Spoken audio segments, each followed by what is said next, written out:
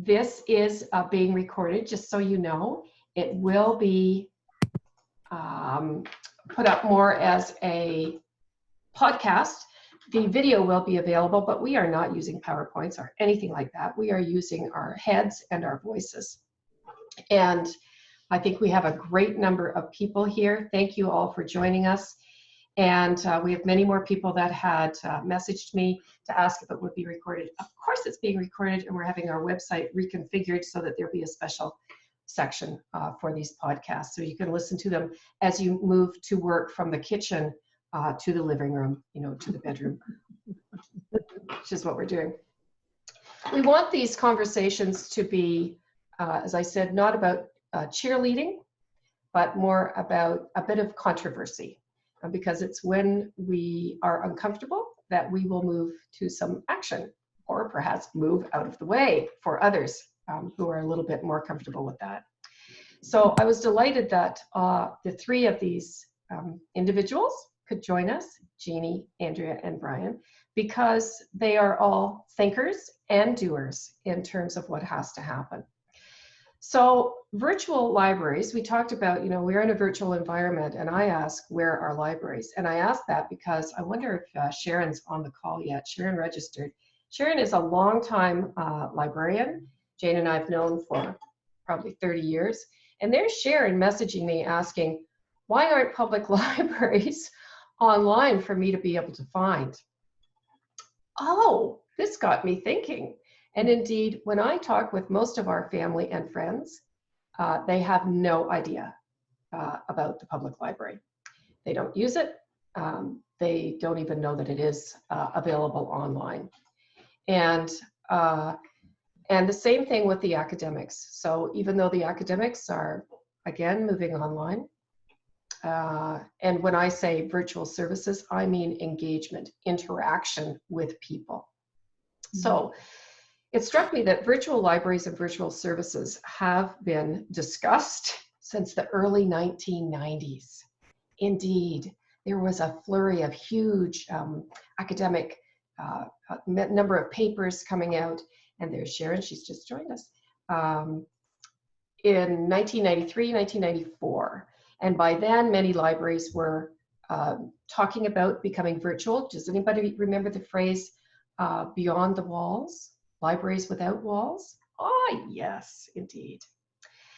And since then, most public and post-secondary or higher ed libraries have focused on putting content up, okay? So big concentration in digital content. Not so much on what I would say are virtual services or digital interaction. So why do you think that is? And while you're thinking about why do you think that is, what can we or should we learn from that? And I'm going to start with Janie on this. Hi. Okay. So, I do think, as you said, there was that big push, and I was thinking about all that effort that was spent with Second Life libraries, and I think that was reaching a very small margin, and I think a lot of effort went into that for very little gain, and so people maybe kind of stepped back a little bit from that. There was, I'm not sure how much it infiltrated up into Canada, but there was for a long time a lot of reference chat done through, here in New Jersey, we had a huge chat coalition, and through OCLC and, virtual reference services. That was done through library cooperatives. A lot of that, though, again, was very labor intensive. And here in New Jersey, I know it was a funding cut, and then it went away. It really flourished for a long time. So I think, though, in terms of individual, so that's kind of on the broader scale. But I think in terms of like individual libraries, especially if you're a smaller public library, maybe even a system library, there's only so many hours to the day. And when you have people coming in the door in front of you, that's who you're just trying to meet those services. And, even though I'm at a very well-funded library, we're still a small staff.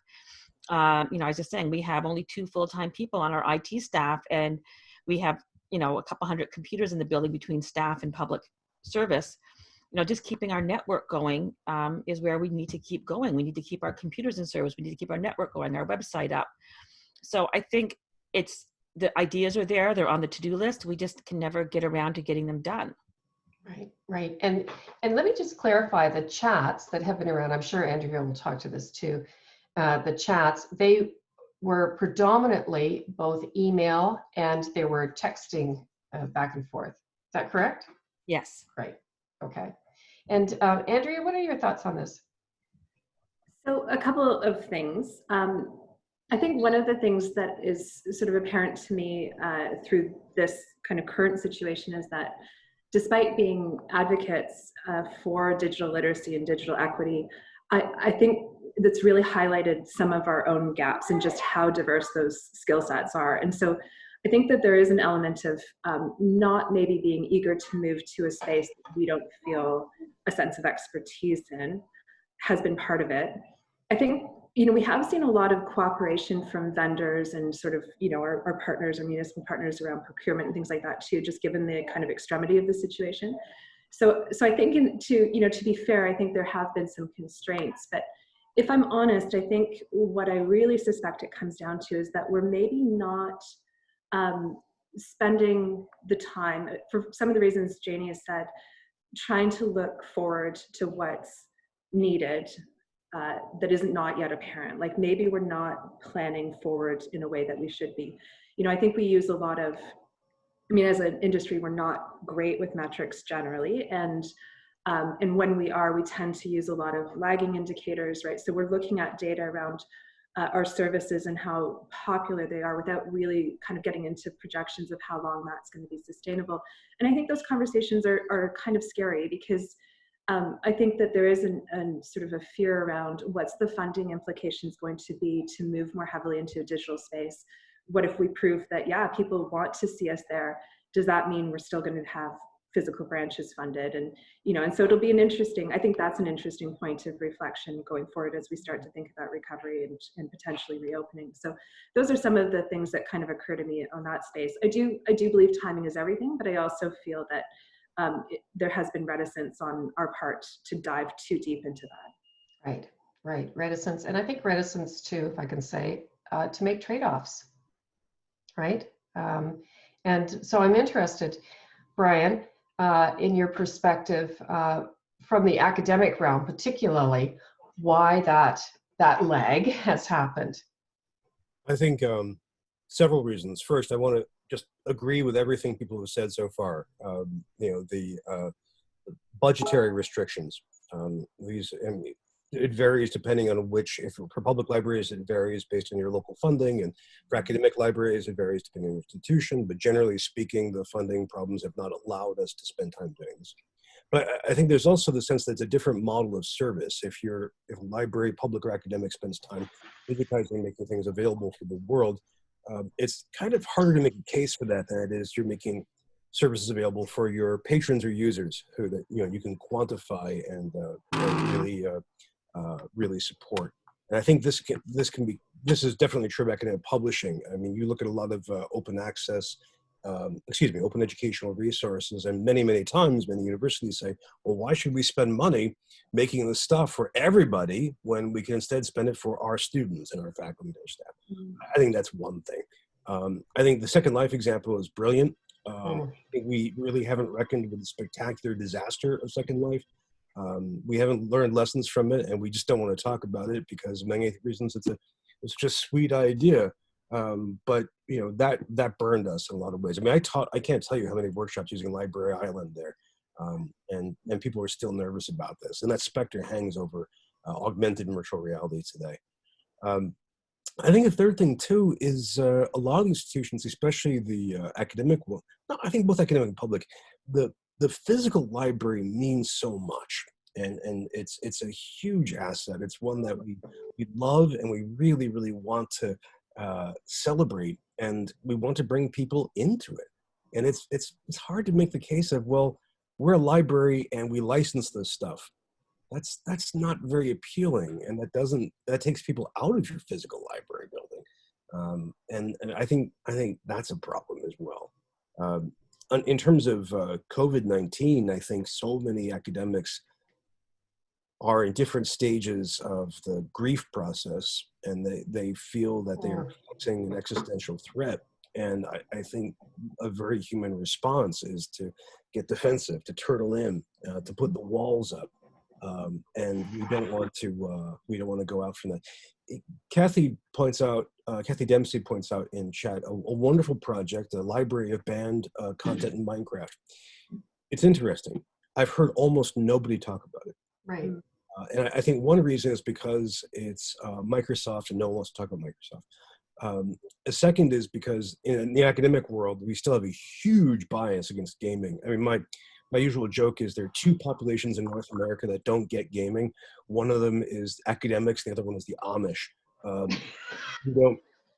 But I think the other thing is freedom of speech in general, freedom of access to materials has never been universally popular. And I think now the politics aren't there behind it. And I think it's a great thing to do. But again, building that Minecraft that takes time. And their libraries are pretty elaborate. Who's going to have the time for that when you're busy trying to literally keep your staff alive? Right. So those are a few reasons. Sorry to go on such length. No, it's fine. And it occurred to me when Janie brought up about Second Life, same thing with Google Glass. I don't think that our domain has looked at these things, but I think the corporate has. And that's why extended reality and virtual reality, everybody was laughing about Google Glass. Like, let's face it, they put it out there to really see what the reaction would be and to learn from it. And we in libraries don't do that. And you're right, we haven't looked at what the learnings should be from Second Life. But man, oh man, if you start to look at, if you talk to Chad Marin or listen to our podcast with Chad, and he's going to be on again, about using extended reality to teach, it's phenomenal. So anyway, I digress. I'm terribly sorry. One of the things I wanted to talk about is that, so Janie and Andrea, your libraries are of very different sizes, as we were talking, and they're for very different communities. So Andrea's, the large system that she's in, I think our region is now 51% Asian. Very different community from Janie's in Princeton. And yet both of your organizations have pivoted pretty quickly to a virtual service model, a live digital service model.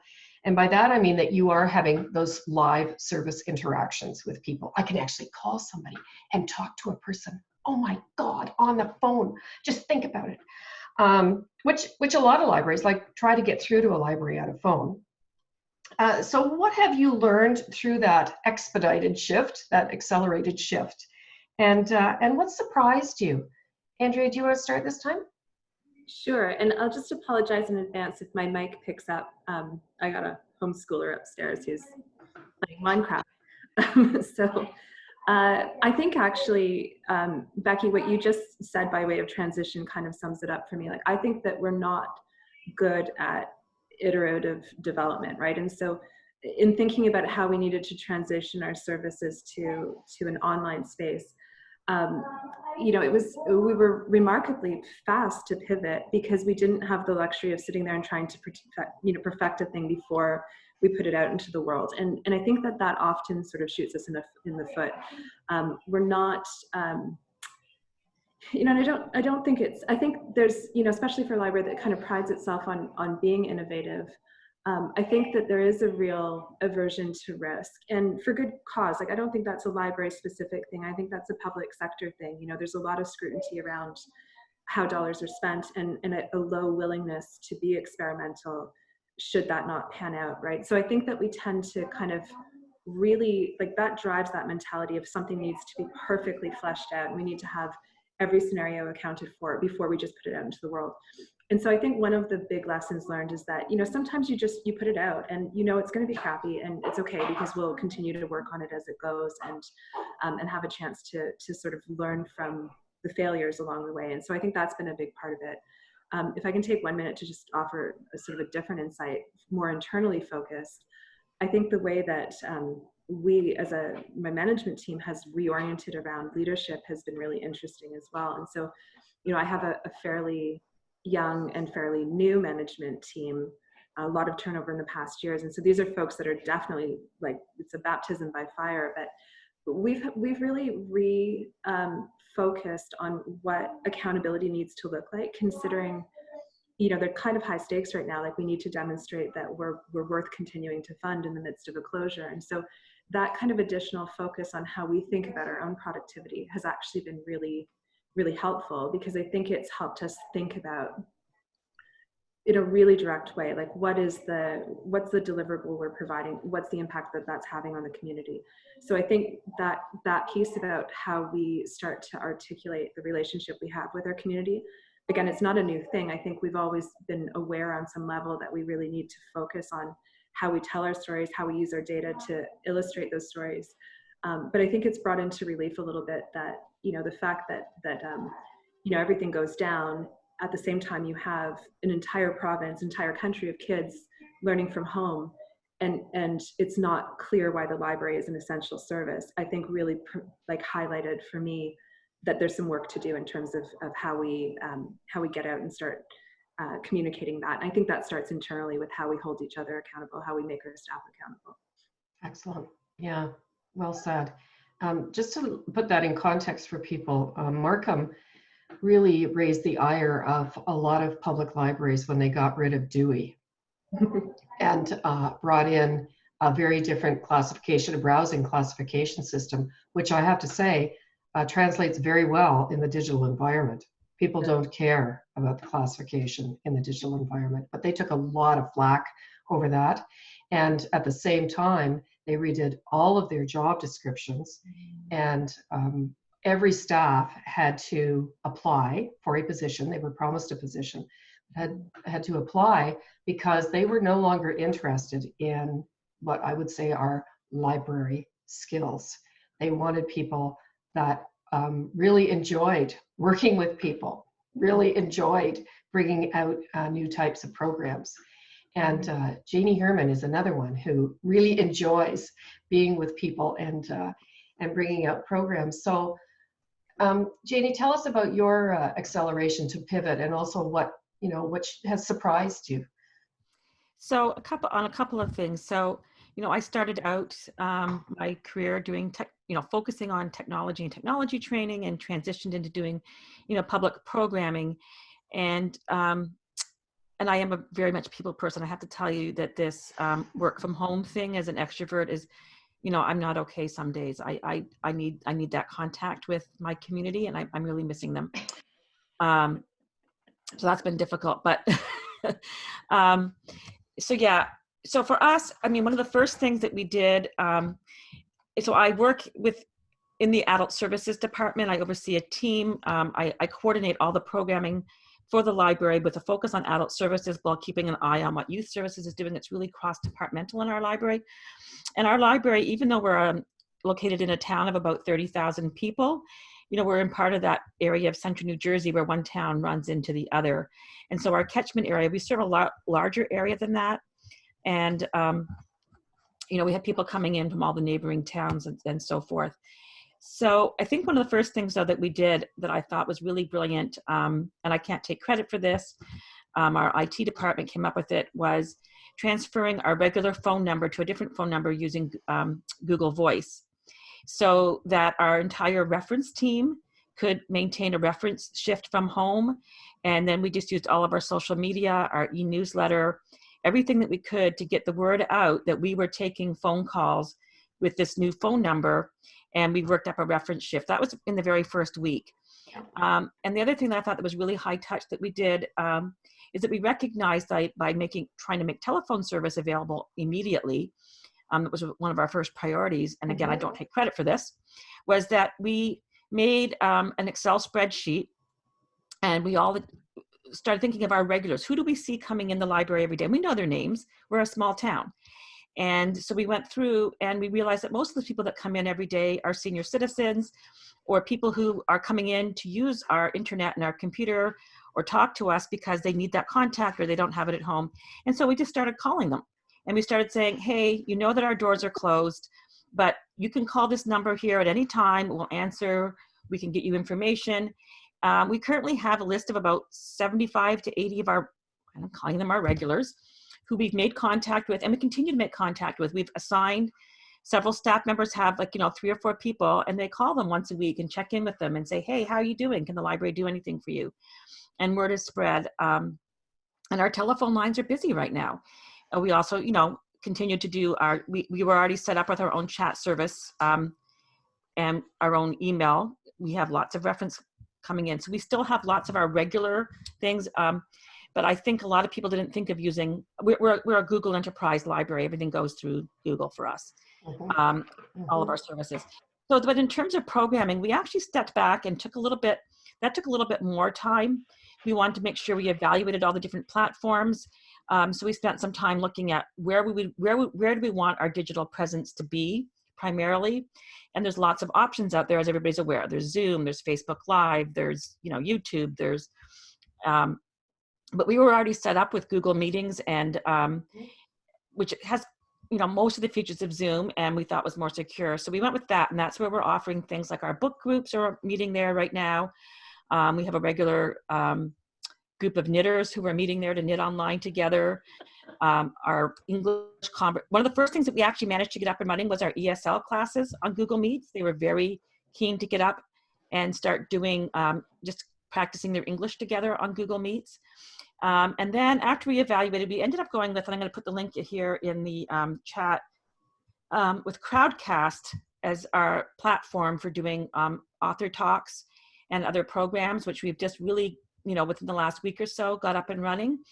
Yesterday, we did a Crowdcast event for Earth Day with climate change, with renewable, what's it called now? New Jersey Conservation Foundation. And we had 150 people come in for that. And you can do little polls there. Most of them were from New Jersey. We have an event coming up on Friday with a local artist. We already have over 50 people registered for it. He's going to do a tour of his studio. He's a really great artist, Andrea. He works with Legos to make portraits. So he's done portraits of Michelle Obama, RBG, you name it, all these famous women using Legos, and they're flat. They're very unique.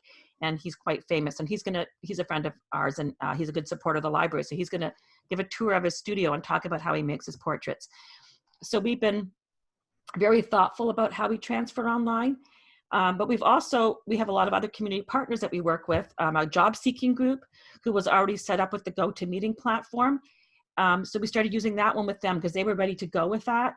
So we've had 80 people coming into GoToMeeting to do job seeking webinars. So if that's what they want to use, we'll use their platform. If that's what they prefer, we're like, you guys want to use Zoom? We'll work with you to use Zoom. If you want to use that, we'll meet you where you are to continue offering your programs and helping you promote them. Excellent. Excellent. Actually, a corporate client that I work with, they have a wonderful acronym that reminded me of that, Janie. GELMO. Good enough. Let's move on. Yes. Right. So, Bryan, as you look at what's happening in higher ed environments, it is slightly different in the US than it is in Canada. So far in Canada, I have not heard of a lot of furloughs and layoffs in the academic environment. It's certainly happening in the public sector environment, big time. However, in the US, that is happening. So what do you see that surprises you right now? Not just with the libraries, but with the overall college and university environments? Well, one for viewers and listeners who aren't familiar with this, American higher education is unusual on the world stage. We, unlike, say, for example, Canada, we get less and less financial support from state governments in Canada, and very, very little from the federal government. And that amount has been dropping for the past 40 years, especially on a per-student basis. So we're in effect privatized. Some of the public universities that I know, they get 8% of their funding from their state government. My alma mater, the University of Michigan, former president once said that he used to describe himself as a state-supported institution, then as a state-assisted institution, then as a state-located institution, and then as a state-molested institution.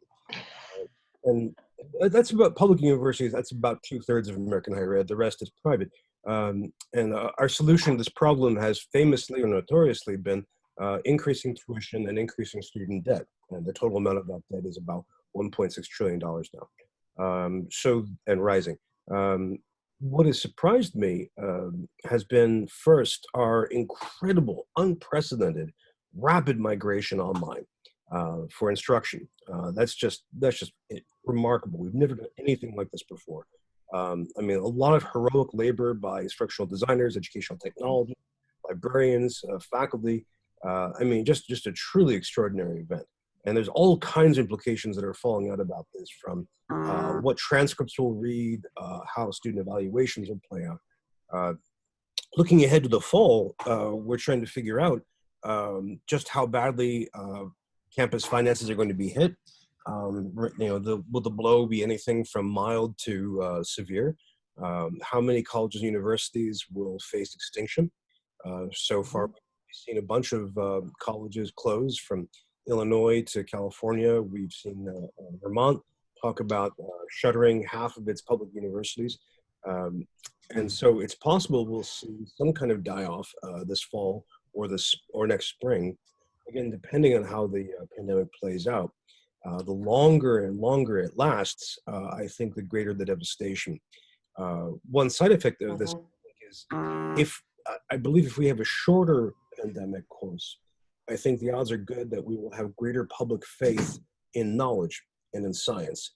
I think the longer the pandemic drags out, I think it's possible the reverse will happen. And we'll see more support for the ilk of Alex Jones or Gwyneth Paltrow. One of the things that surprises me is that we really haven't talked about the implications of this for various branches of the curriculum. That is, if you think about what's going to be taught this fall, it seems likely to me that campuses will devote more resources towards everything centered around the pandemic. So that can be everything, obviously epidemiology, but as well the full spread of allied health. Think about psychology, think about electronic medical records, anesthesiology, all of that, as well as perhaps some allied fields, thinking about, for example, economics, and business, which is always popular in terms of enrollment, but maybe especially important if our economies are in ruin. Political science or politics may also grow in numbers, because we may be facing in the US some form of government breakdown or civil unrest. The flip side of this, though, is that as resources dwindle, that means fewer resources able to be devoted to other fields. So what happens to art history? What happens to anthropology? What happens to English, which is my original field? So it's possible we'll see kind of big shuffling of curricular emphasis. And then that plays out in terms of research. So what will campuses be willing to say to people in, say, philosophy? We're not going to fund your grants this year because they're not as high priority. So will certain fields then kind of fall behind schedule in terms of research? When it comes to libraries, then we have to think, what does this do to collection development? What does this do to librarians supporting classes and learning? What does this do to even the reference conversation? So I think for me, one of the great surprises is this kind of intellectual recalibration. And I'm not describing this to celebrate it or to criticize it. I'm just describing what I think is likeliest to occur. Interesting. You know, I have been looking at what's been happening in the academic environment in Canada. And for the big universities, so those that would belong to ARL, let's say, the courses that they had, the programs that tended to be already online were those that are female dominated and not really valued, okay? The small faculties. When I was at University of Toronto, we used to say, if we could lash ourselves all together, we could keep floating. Because otherwise, right? Let's lash ourselves together. Because otherwise the big ones, the engineering, the medical, you know, the big money makers, let's say, are going to swamp us individually. And so those same universities are now, one of the big universities has turned 900 courses to be online in the next 2 months. 900 courses. So that's both the content, but also the faculty to be able to engage in this environment, and then the libraries to be engaging. My next question that I'm going to start off again with Janie and Andrea is really about the uptake that they've seen in terms of the programs and types of virtual interaction that they're having. What I didn't put in a question for you that I want you to think about as I'm talking is about the staff uptake. So the staff readiness to do this. How ready were staff to do this? Janie? So we had several staff members who were ready, but again, yes, the variety. So we're a staff of about 90 people, about 50 full-time equivalent, 54 full-time equivalent. Certainly within, I would say, more of our public service departments, a lot of us were ready to go, but there's been a huge learning curve. And that was part of why it took us those 2 weeks. You know, we had not been using things like Zoom and Google Meets for our in-staff meetings, so we all had to use, you know, learn how to use those products quickly. Learning how to do Crowdcast, and you know, that's been a huge learning curve. Crowdcast is fairly intuitive from the end user, like if you're coming in to watch, but on the other end of it, you know, there's just learning how to set it all up and operate it, and you know, best lessons learned, and doing tests with the presenters. It's a whole new way of doing public programming for sure. It's actually a lot more time consuming, so we're not going to be able to do as many as we do. I mean, we're known for doing a huge volume of programs for a small library. Our public programs, you know, are often, you know, number close to 2,000 a year from a single branch. We often will have 8 to 9 things going on a day. So, you know, I think just the amount of new software that we've had to learn, and we still have, right now we're struggling. We do have everybody still employed. There's been no furloughs, no layoffs, but we're struggling for some of our staff right now who, you know, they're doing a lot of training and a lot of professional development, but yeah, they're not ready to enter this fully virtual world yet. Especially maybe some of our staff who are more involved in things like the shelving and the processing of the books, and who work more the back rooms of the library. You know, they haven't been required to be out there in front and keeping as on top of the trends as some other people. So we're all over the place. Yeah, and Janie, thank you, Elizabeth Burns, for your question. Are staff in the library? Are they all you're working from home, and are they working on on laptops? Yeah, so our entire staff is working from home. We have been since March 13th. No one has been in the building since then. And in fact, we're so emphatic about it is that, so we have our building managers, our building monitors, or whatever you want to call them, are going in daily just to do a walk and make sure that the building is secure, that there's no leaks, we have a big fish tank in there that could leak at any point. And the fish tank people are going in. You know, we have someone going in to take care of our fish. It's a huge saltwater aquarium.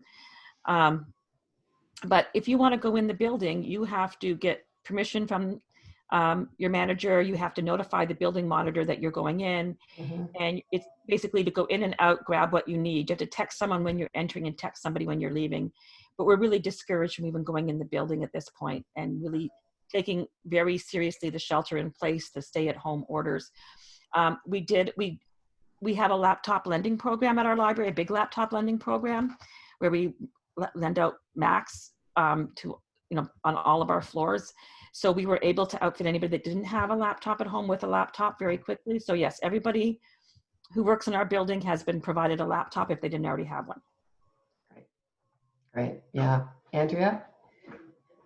So talking about how we've been engaging with our customers first, I would say we actually, similar to something that Janie said earlier, we did take a step back initially, rather than just throw everything at the wall and see what would stick. We wanted to kind of say, you know, there's a lot of programs flooding a virtual space right now, like what do we need to offer? And we've been remarkably successful in terms of transitioning some of our offerings that are normally very popular anyway into a virtual space. So, our online early literacy programs, we've had this weekly coding club for kids that's been really successful. Lots of things like that that are particularly geared towards people whose children are learning at home right now. So our community development department, interestingly, is more busy now than possibly ever before. Like, they are quite active in terms of working with partners, many of whom are nonprofits that are really, they're in an existential crisis sort of moment for sure. So being able to work with them in terms of how there might be some opportunities to support the community that we can collaborate on. And so, things like, meetups for parents that focus on not just sort of learn from home strategies, but overall kinds of, mental health, health and self-care kinds of strategies. We're working with our local art gallery to do something in the area of visual literacy, which is work that we've done in the past, but, again, looking at this from a perspective of how we engage online. And, we're running programs like a living history collaboration now, looking at and trying to capture the stories from residents around how this is impacting their lives. So we'll have that kind of documented. We've done things like trivia pub nights. That's still happening. It's just happening in different ways. I think, in terms of how that's played out for us, we're a very program heavy library. And so, for example, with our circle times, we probably run 60 of them a week or something like that, average about 60 people in each one. The first one we ran virtually, we had over 4,500 attendees. So, we're seeing a huge uptake in terms of this. Our memberships, like we've been offering online registration for memberships. That's been quite productive. And we're doing more reference in a day than we would normally do in a week in our branches combined. So we're seeing, quite a significant uptake on what we're offering in a virtual space.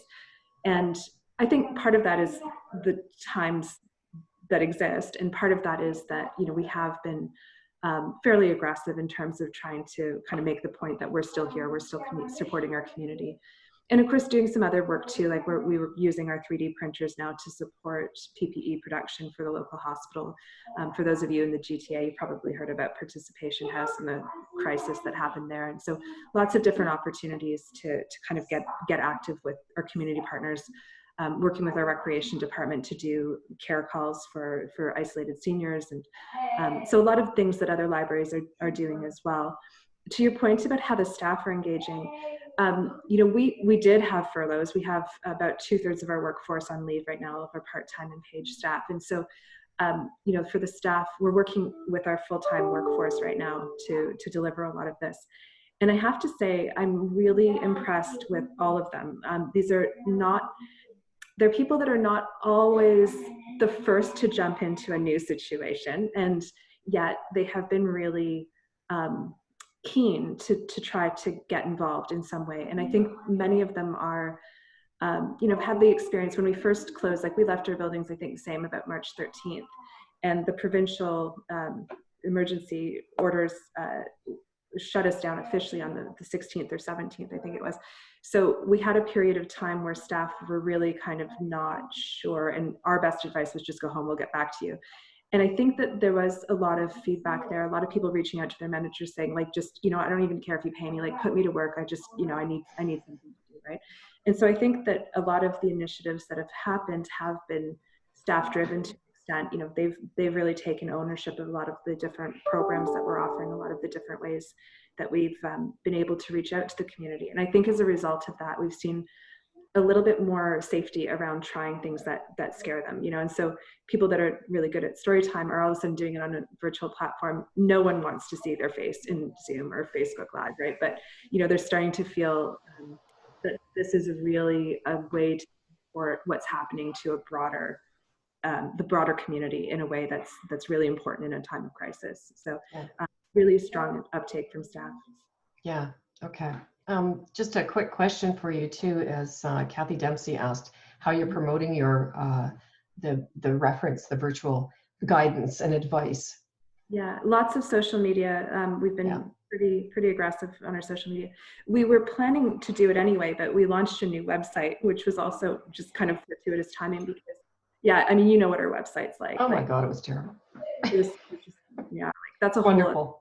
and like an hour talking about how much I hated it, but the new one allows for a lot of dynamic content, right? And so we've been able to start having more blogs and, you know, talking to, you know, really having conversations in an online space. So some of that has helped in terms of the promotion as well. Fantastic.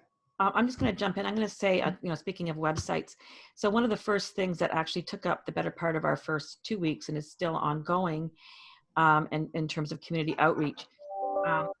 Last fall, our library started a program, Engage Princeton, in which we were working with the mayor and the municipality to build, we had a in-person event to let people know about the different municipal boards and volunteer groups and how to volunteer, which then resulted in a database which we worked on with the municipality.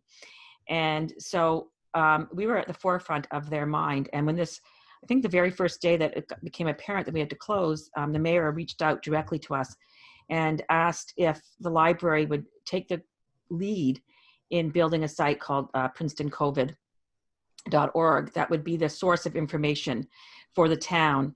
And because they recognized our role as information professionals and being able to curate and manage this, but also we had our CMS system would allow us to do this really quickly. It was open source. We would be able to share it with multiple partners, whereas the town did not have that flexibility. So we were able to set up a WordPress site very quickly. We started working with the Princeton Public Schools to get their input on it. We worked with the town. We worked with the local police department, the first responders. And so we have a site that we've curated. It has content from the library. And I think this really actually, you know, promoted us. We've now gotten to the point where we have a calendar of all the virtual events, not just our virtual events, but those happening at McCarter Theater or on campus, other people out in the community. And so that's how we actually were able to really pivot and serve the town as a whole and really present ourselves as not just the Princeton Public Library, but as a group of informational professionals. And I'm promoting that. Yeah, a large part of that work, I was only on it peripherally. A large part of that was, you know, the initiative of Mayor Liz Lempert, headed by Tim Quinn, who is the head of our marketing and PR department, the head of all of our departments, and of course our director, Jennifer Podlosky, who's our new director. She's only been with us since middle of February. Our new executive director just jumped right in there and said, yes, this is a great plan. Let's go for it. Within a matter of 48 hours, we had the wireframes up and the site running, and continuations, you know, improving it continually. And it's been a real great thing for our library. Absolutely, it is, because, you know, within the academic environment, which we're going to come to you, Bryan, you know, the libraries are, many are positioning themselves to be the open, the OER depository, if you like, and publisher of. And it has frustrated the hell out of me that public libraries keep talking about themselves as being the community hub, right? Or the, you know, the community living room. I want them to be the living room. I want them to actually be the community hub, which is starting to do, Janie, which is to actually, as the newspapers die, there's the role. Like, be the publisher of community information.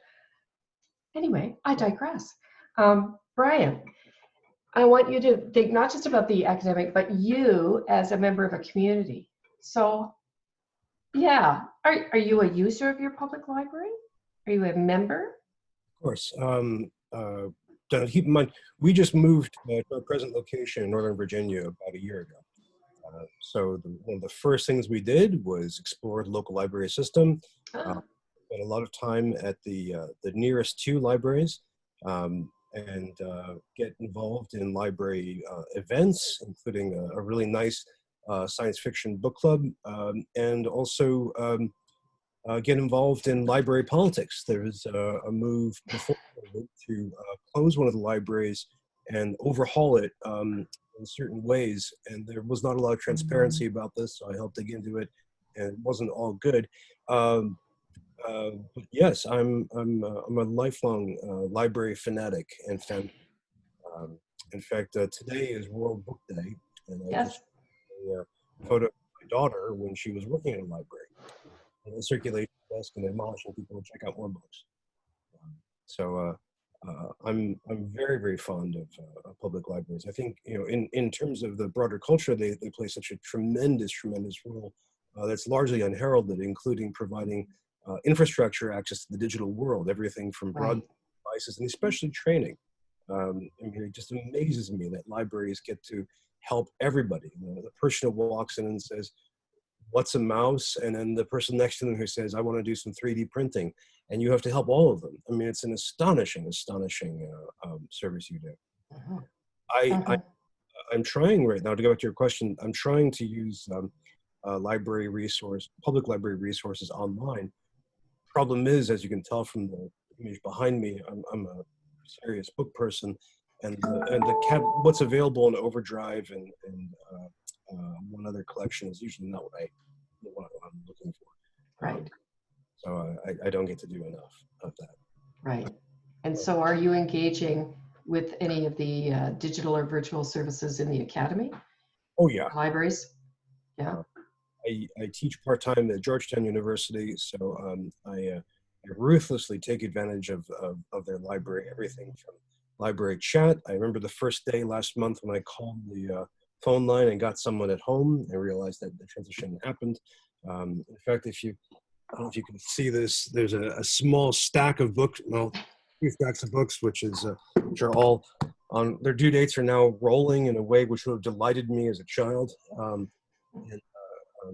And I use the library chat every day to help find articles I'm looking for and to find books that I'm looking for, as well as to set up my class, which starts in a few weeks, my next class, which is on gaming and education.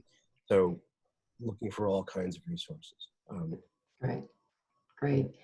And of course you are, you know, we've got the last 10 minutes here to really look at where to from here. Because nobody's going to flip a switch and say, come on back. And nor do I think they should. The governments have been progressively moving everything into a digital environment. We are into a digital society, and that is not going to just dissipate because we can go outside again. And Bryan, because you've done so much work in this area and you are quite passionate about it as well, in your book that you held up, for those of you that just came in late, Bryan's latest book is, here it comes, Academia Next, there we are. And it is a fascinating work because I love scenario planning, and he uses both scenario planning as well as trend forecasting in it. So in both Canada and the US, higher ed, or post-secondary as we call it here, is under stress. Student debt, as you've talked about, the financial strain, and now into this whole virtual realm. So what do you see as the library's role in that virtual higher ed environment? And what factors are going to determine their success in that role?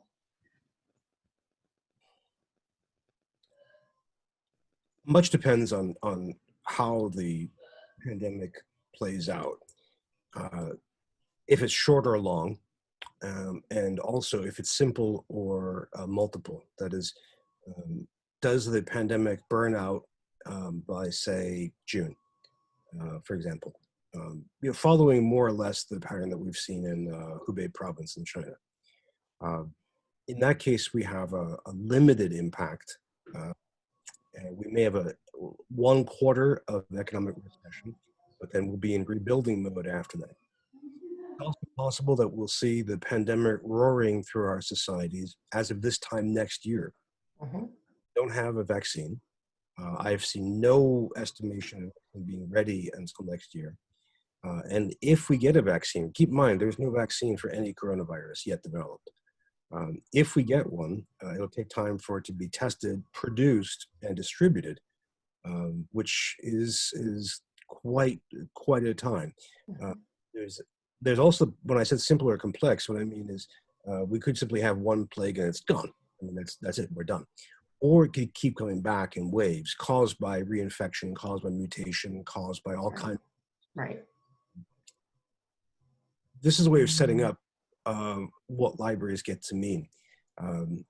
If we have repeated waves of infection, and then they recede and we have repeated waves of being able to go back into the community face to face, then libraries have to get used to kind of flipping the switch and toggling back and forth. Mhm. If we have a perpetual pandemic or just a very chronic one, then libraries have to really, really invest all kinds of resources into supporting us digitally online from remote locations. And that's something which, as we've been talking about, libraries as well as academia have been struggling with. You can think about everything from provisioning us with access to ebooks, as well as other digital materials, but also continuing to lobby the great fight libraries do for open access, as well as for greater access to content from publishers. Maybe resuming the battle over copyright, which is still raging in many, many ways. And also trying to figure out how to provide all the community services that public libraries do digitally.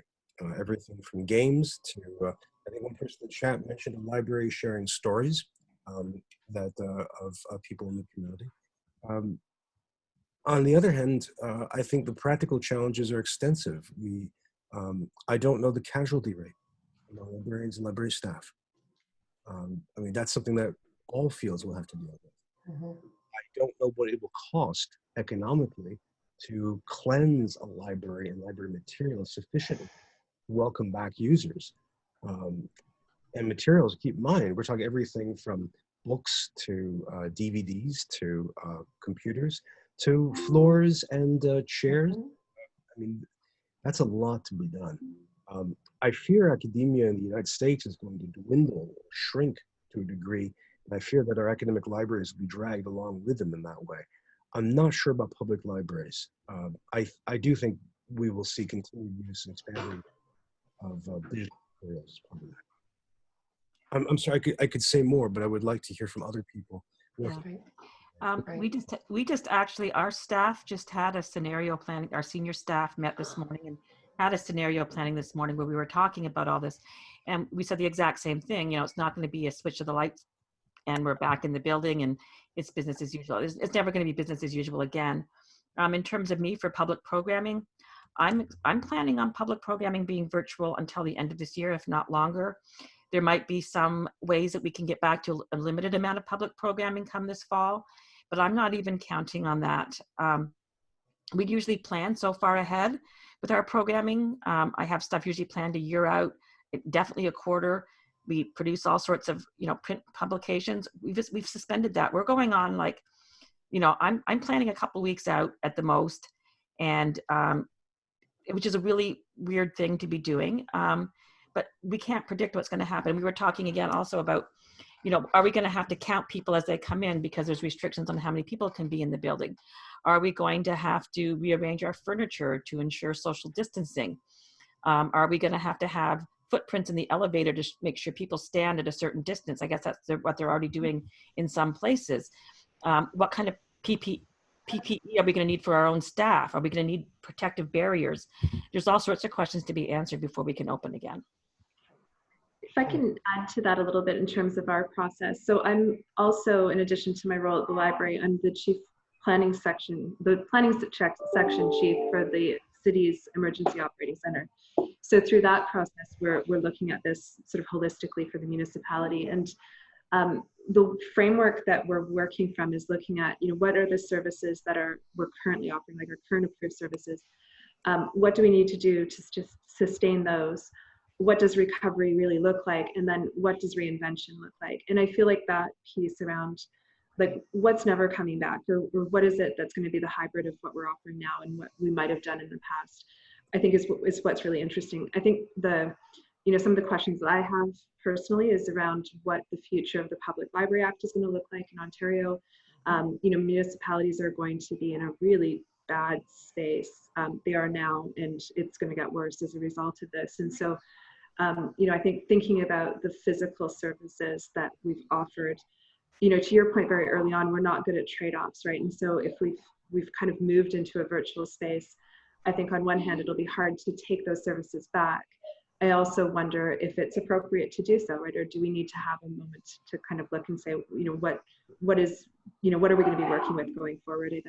I think there are huge opportunities there, right? I think that, this whole experience has really taught us all a lesson in the challenges of public health literacy, for example. And, again, those are places where I think libraries are poised to step in and provide some role. And I think it will potentially have some opportunities to look at our relationships with our municipalities as well, and how we provide information services and information sort of professional data management, for example, things like that, to the broader municipal infrastructure. So I think there's a lot of possibilities.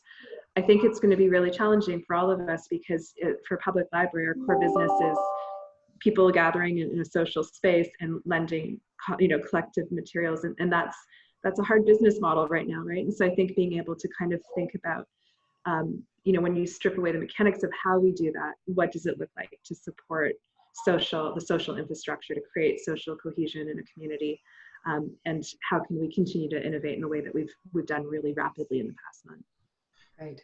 Right. And very often with both public and academic, so much of that cohesion is through partnerships.